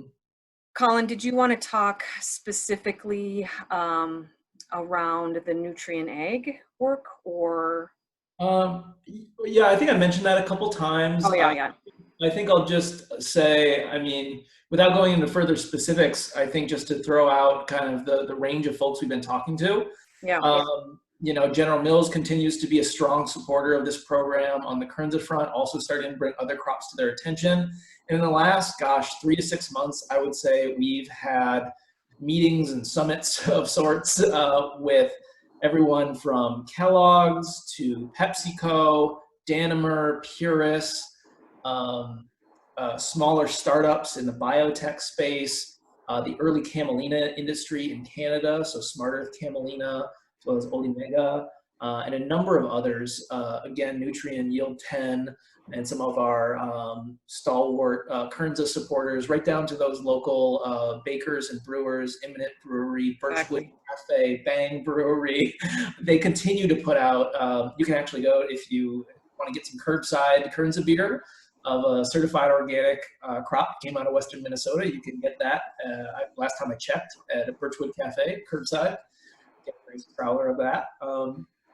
So we see these new products starting to hit the market, and that conversation with those companies is starting to shift a bit more towards the technical and the where do I get seed, that kind of thing. We don't want to overestimate the current state of affairs. We're still kind of in that pilot supply chain phase, and probably will be for some time.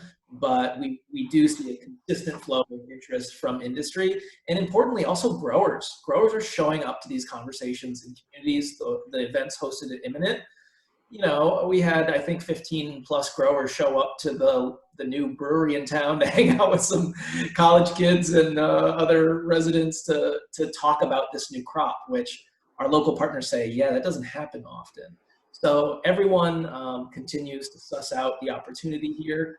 Also, we have a multi-state grower-owned entity that's very, very much interested in taking a potentially multi-crop investment position in building out forever green crops. So sorry to be kind of cryptic about all this. None of it is certain, but we're in a lot of those conversations now.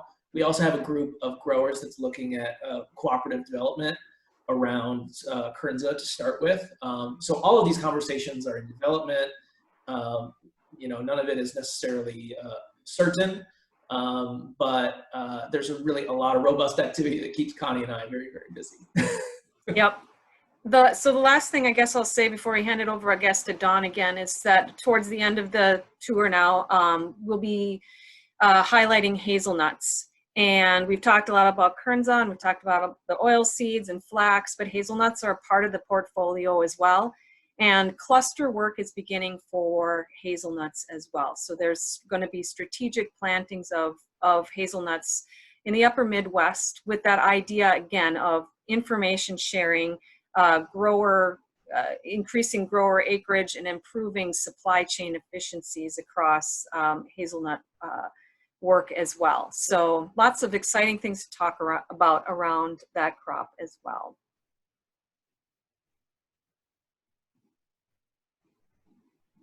Great, thank you, Connie and Colin, again. Great insights, and thank you for the discussion. Don, are you ready for the final segment here? We're ready. All right, turn it over to you. All right, very good. Thank you. Thank you to all of you for sticking with us through the field day. I found this young man standing out here in the field next to a yellow plant. This is John Hill Price. John Hill is a PhD student working with Kevin Smith on another breeding effort, basically the domestication of Silflower. That's the new name they have given. I'll let him talk more about it, but even before I let him speak, just look at the biomass that's been produced already here compared to the corn and soybeans that you were looking at earlier, and the potential for ground cover. And remember, again, the question came up earlier, is this the way they always are planted? No, these are breeding nurseries, right? And basically the focus is on individual plants or rows of plants rather than in the whole landscape. So once these guys have developed the germplasm, it will then go through that same process again, going out to the agronomic group to work on the production systems. So I'm going to turn it over to our speaker, and we'll transfer here by long distance. And I'll give you this as well, the power pad. Perfect.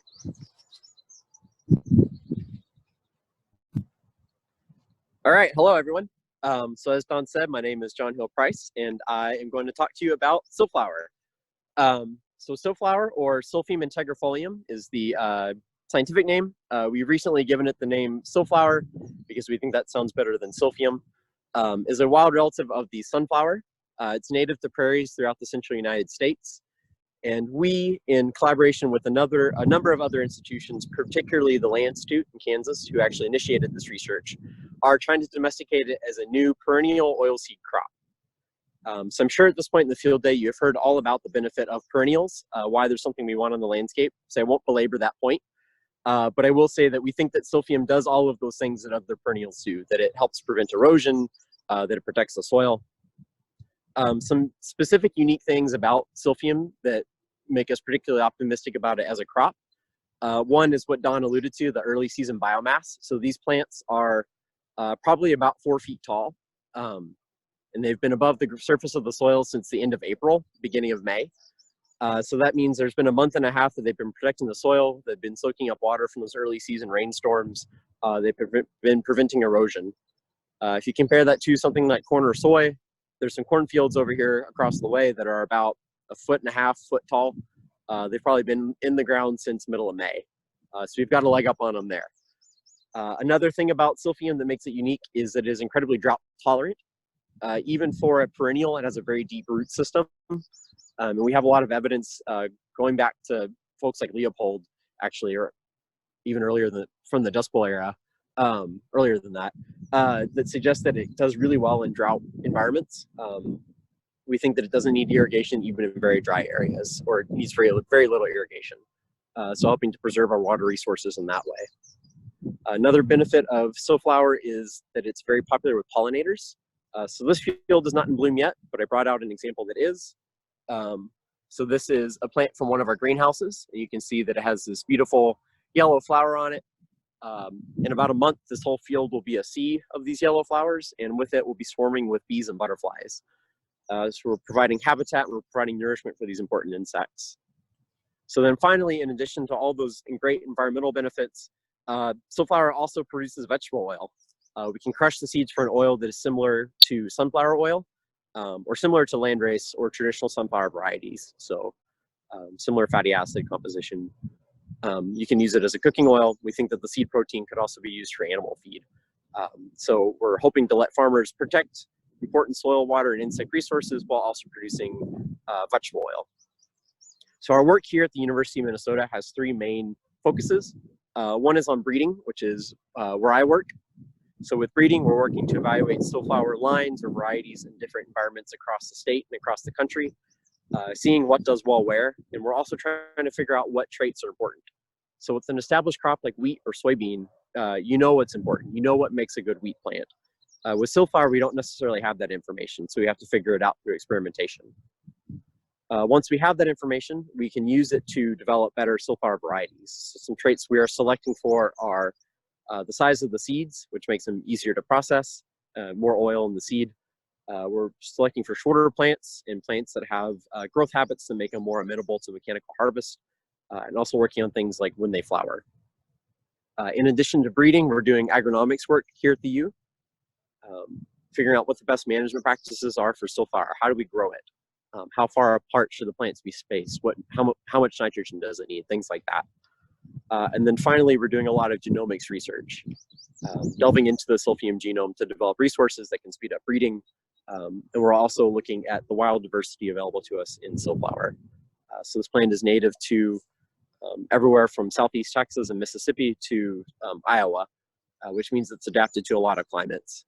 Studying how it's done that, one is really interesting just from a botany perspective, but then also it could be very useful for breeding. If we know how the plants in the wild have adapted to, say, Arkansas, then we can figure out how to adapt our breeding material to the same climates.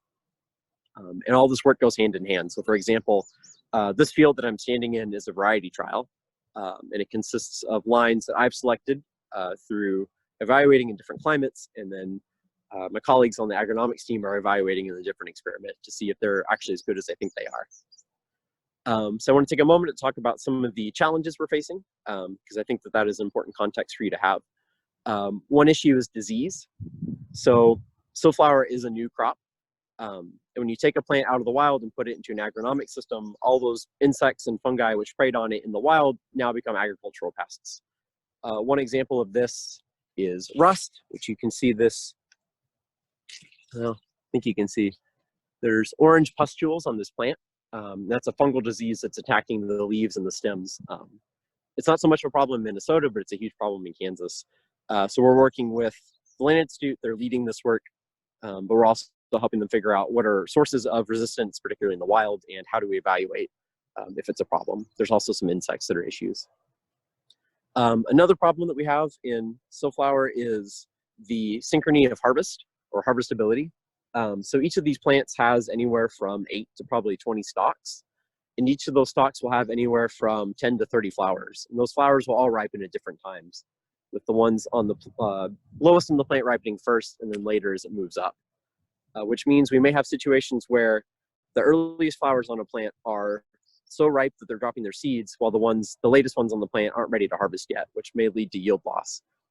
We're working on that one through breeding, trying to select lines which ripen all at the same time, but then also through agronomics. So my colleague Sienna Nestor is running an experiment over here where she is mowing the plants early in the season.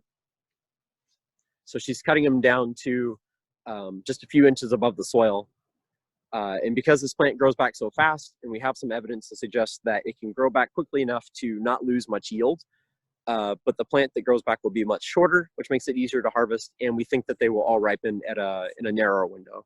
Any forage value in that initial cutting? And as Don alluded to, there's also potential to use that as forage. A close relative of Silflower, Silphium perfoliatum, or cut plant, is used as a fodder. So we think that early season cutting could be used as fodder too. So it opens up the possibility of early season, or of a dual use crop, which is incredibly useful. So to sum things up, Silflower is a very new crop. There's only been work going on in the species for probably about 15 years. So we're behind even things like Kernza. We're very, very new. But we're excited about the progress that we have made in the short time we've been working on it. We're excited about the progress we're set up to make.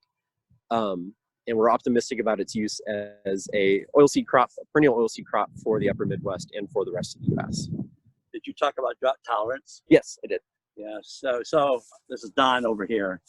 I was, as we started this work, I was thinking that once we learned how drought tolerant this species was, that it could very well be the new oilseed crop for the sand plain, right? You know, all of the issues that we have with nitrate, nitrogen in that system over the years. And so that will be one thing that I hope the team will be doing over the next few years as John releases some of these new varieties to actually get them into the sand plain, so we can actually evaluate the impact on water quality in the sand plain of Minnesota. And we have some agronomics work in the Becker area, so we're starting to get into that. And I can take questions. Great, thanks, John Hill.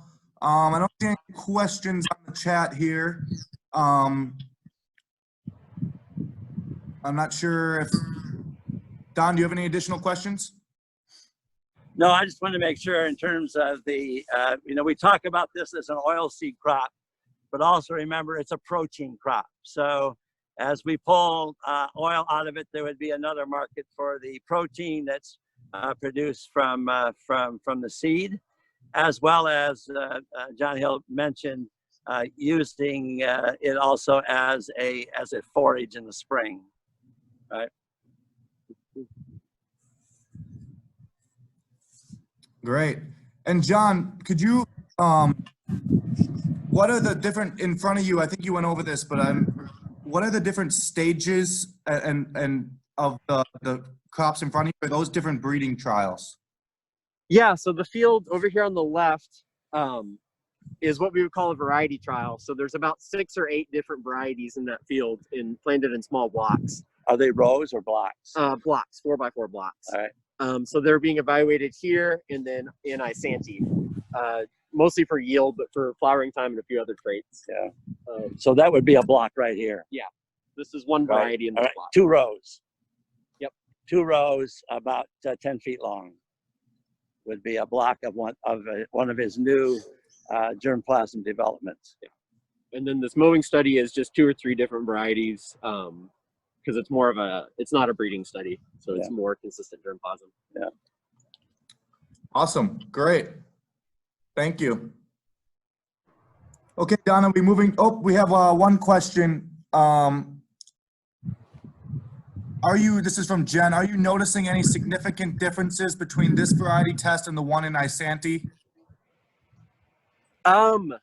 I think so. I've not looked at that data. My colleague Sienna Nestor is actually running that study, so I don't know much about it. I know we have a lot of variation within for how much they yield and how early they flower. I think that there is some variation between Isanti and St. Paul, but I think generally the things that are good in Isanti are good in St. Paul. It's more of a matter of how good. But also, just to remind everyone, St. Paul campus is drouthy, right? You have 2 feet of soil and then it's all gravel. And it's that way all the way through Rosemont, all the way to Hastings. So the St. Paul campus is on a gravel pit.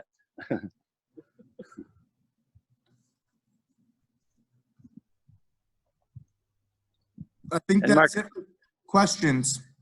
All right, so what we're gonna do now is, don't take me offline, I'm gonna walk. Okay, thank you, John. Okay, so it'll be about a minute or two walk here. But I just want also to give you an idea of other things that are going on.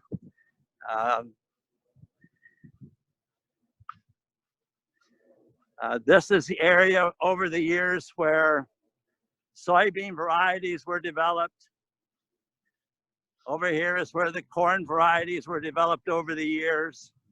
And a lot of you have heard me say that the Forever Green initiative is just activity in the St. Paul campus that's bringing on the next generation of crops in the same way we did with spring wheat, corn, and soybeans. So we're operating off the same landscape, bringing you these new crops for production in Minnesota.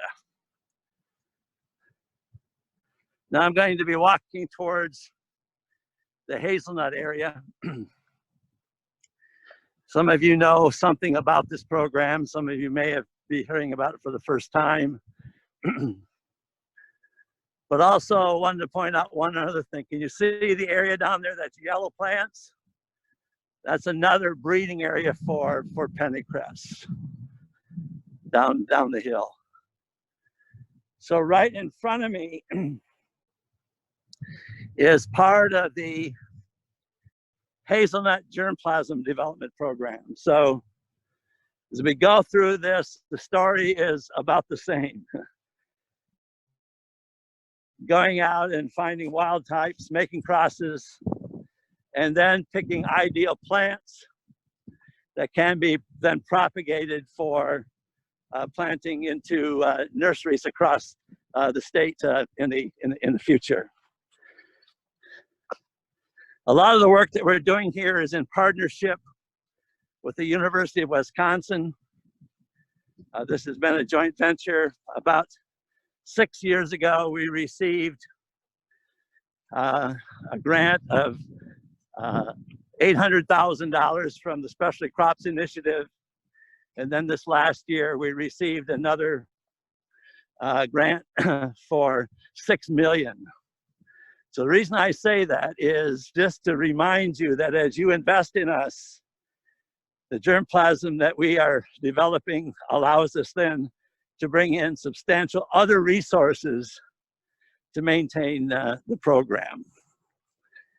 So it allows us to match the resources that come from the state of Minnesota, allows us to match that with federal dollars, foundation dollars, and from other organizations. So the person in front of me here is Lois Braun, and we'll move towards her and I'll let her take over the presentation.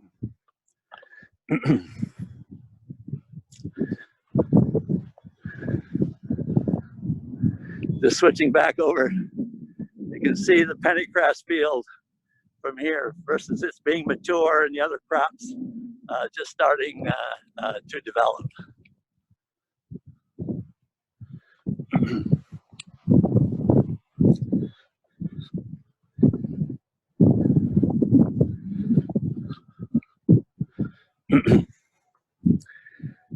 So this is Dr. Lois Braun. She leads the Hazelnut development program here at the University of Minnesota, as I indicated, in partnership with a team of scientists in Wisconsin. And Lois, I'm going to transfer, leave your mask on. I'm going to transfer this to you and you're going to run the camera. So I just walk around wherever I see fit? As what we learned today is that talking directly into the mic works the best. Right. And So the mic is there? the mic is in the phone. Okay. Right. So all you have to do is point it where you want people to see. Aha. They will not see you. Okay. That's just fine. And where do you want me to start? Like from the beginning of our hazelnut work, or? You tell the story you think these people need. Okay. Am I on now? Okay.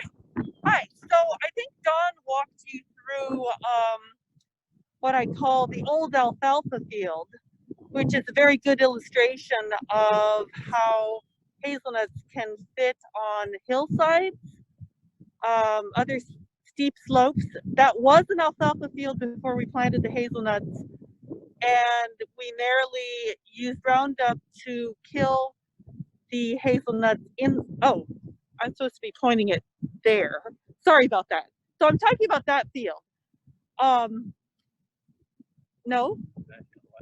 Oh, okay. That's right, there, it's in here. Aha, that's what I'm looking at. I'm sorry about that. Okay, so that field there was an alfalfa field, and we killed the planting rows with Roundup and then rototilled into it and then hand transplanted the hazelnuts into that. The field itself is rather eroded, so the hazelnuts are not doing as well as they should be, as you can see at the middle where the slope is steepest. However, I am pretty confident that erosion is not a problem there. So that's a big plus for water quality and soil quality, maintenance of soil quality. The planting's still rather young, so it remains to be seen how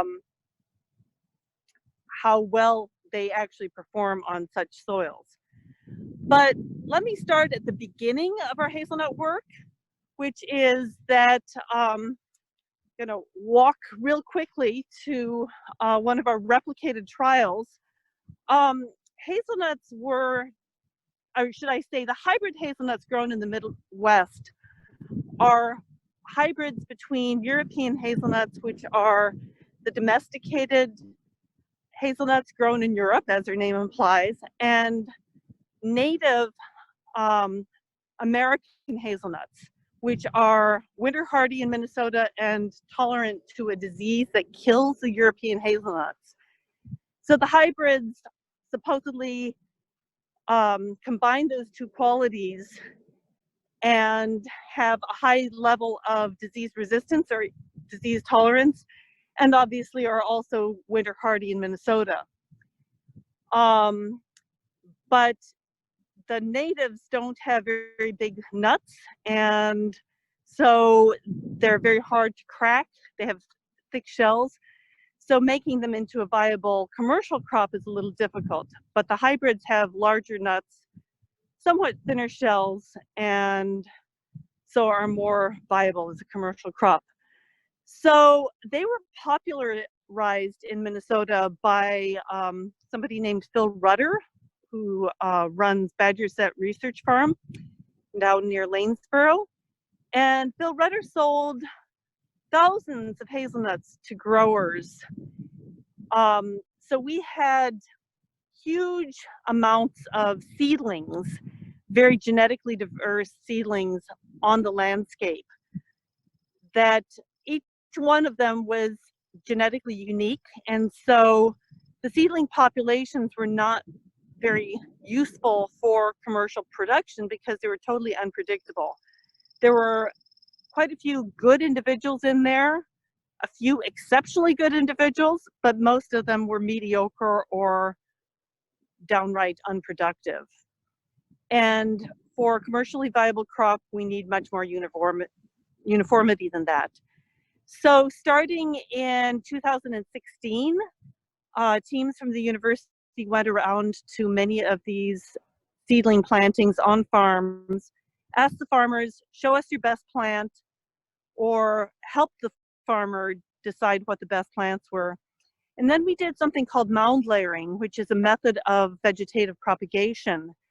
And I'm taking you to look at a bush that was mound layered last year. This is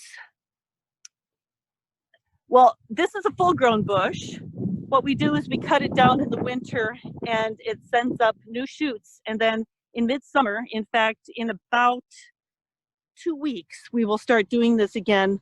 We tie off each of these stems, put rooting hormones on the bases of them, and pile sawdust over the base of them, which stimulates them to grow roots into that sawdust. So each one of these new stems becomes a new plant. And all of the stems on this plant will be genetically identical.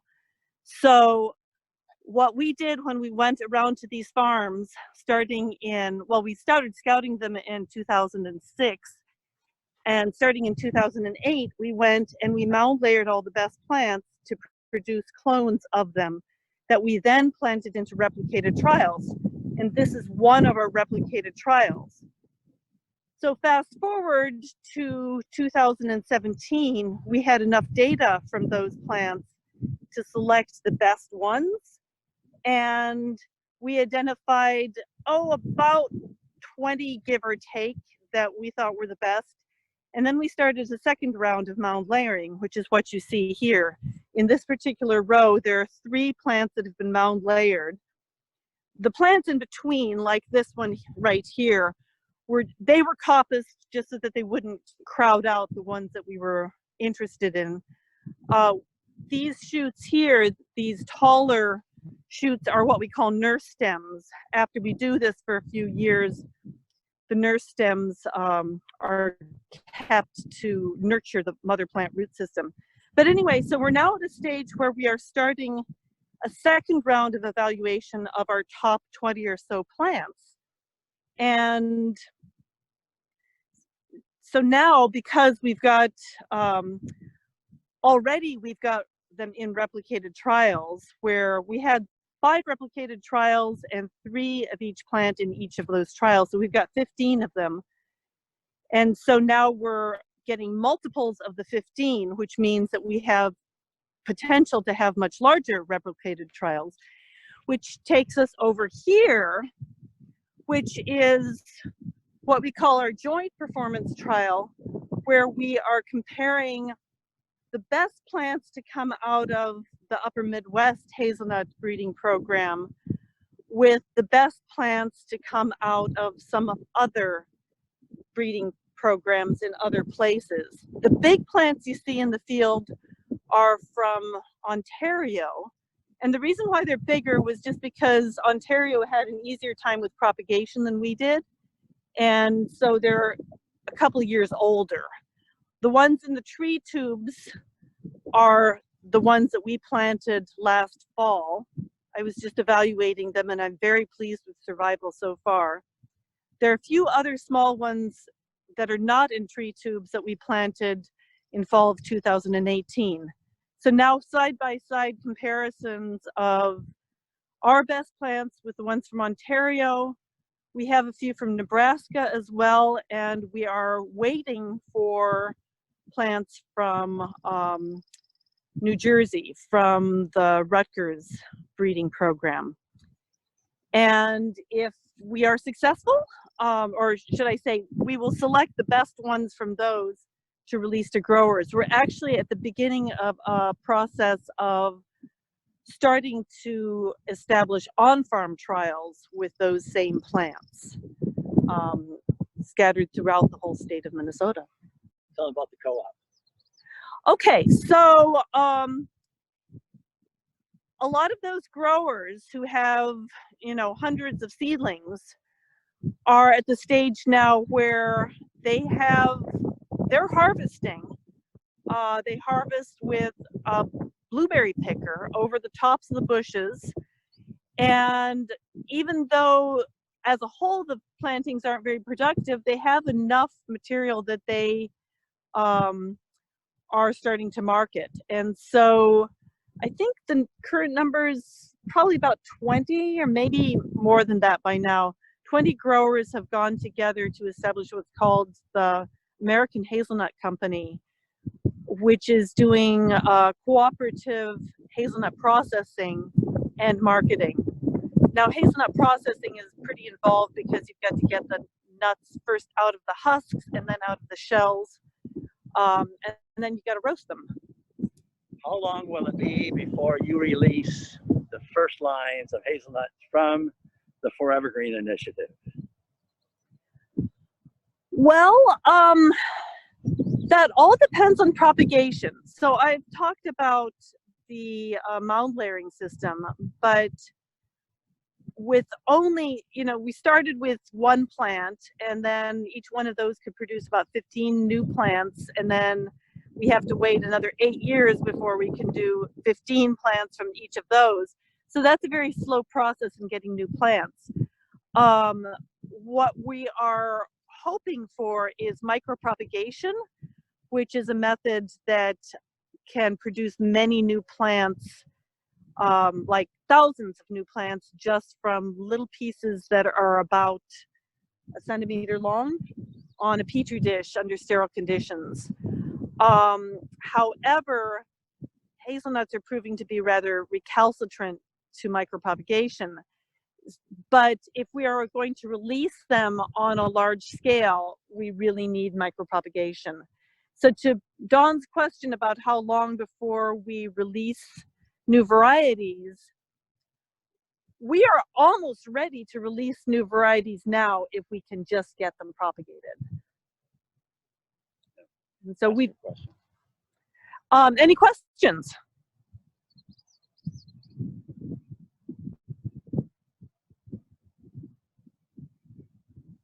There is a question in regards to the program specific, the Wider Forever Green program. Connie put the American Hazelnut Company link in the chat if anyone wants to look at some of their products. They have stuff available. So not the question for the Forever Green program, I don't know if Don wants to answer or you do, Lois. Can Don hear you? I'm right here. I have it in my hand. Oh, okay. So Steve Besser was wondering, I'm going to put the question up right now. There it is, so everyone can look at it. But I'll summarize. Do you have a sociologist working with Forever Green to address farmer sociology? Most farmers I've spoken to in central Minnesota are resistant to change, no further than trying to no-till or strip-till universally. To go from row crops poses an agronomic challenge, but also causes the farmer to change a century of habits. The answer to the question is yes. And Nick Jordan, the co-director of Forever Green, is leading that effort. And it's going to be part of the commercialization. As we go out and develop these clusters, it will be that social framework that will be part of that work. So we didn't mention some of the other funders. So Connie and Colin are actually at this stage funded by the Walton Family Foundation. It was a major contribution to the supply chain. And as they go out and develop these clusters, developing the supply chains and markets, we are intending to expand that component of that program because we agree that there's always going to be some of these issues. Keeping in mind, when hybrid corn was developed, there was great social resistance to that as well. But we're getting to the point with the Forever Green crops. They are now real.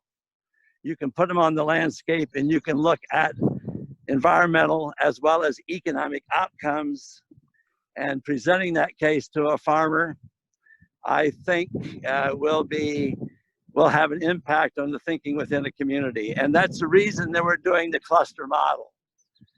The cluster models are actually looking at folks that are interested in these new cropping systems, these new markets, and working with them within their communities to build that base of support and interest to develop these new cropping systems with the associated economic opportunity that moves along with that. Some of you online have heard my Rosso story, right? The reason I'm in Minnesota was to help build the grass seed industry by putting perennial plants on the landscape. I developed and released the perennial ryegrass varieties to that area of the state. It's the most profitable crop in that region of the state. And it didn't take long for those new crops to be adopted. And I think it will be a similar case here. If we can show substantial support within the community for these new crops with real markets, with real market opportunities, I think, and having that framework of that social conversation, social support will be a key to moving these crops into the landscape. Great, thank you. Colin, did you have something to add to that? I saw you unmuted your microphone. Oh, not necessarily. Don covered it. Okay, great. Are there any additional questions? I believe, Don, you have a few minutes to answer questions if they should arrive, correct? I do. Great, I don't see anything now. Do you want to come back on and do a little bit of discussion? I'm sorry? Oh, I was talking to Paul. Oh, okay. Hi, thank you. This has been really, really helpful. Next best thing to actually being there in person. But I think people have been asking questions throughout. Maybe if council members would care to put any questions in the chat, we could do that. There's a lot to absorb here and a lot to process, so we really appreciate it.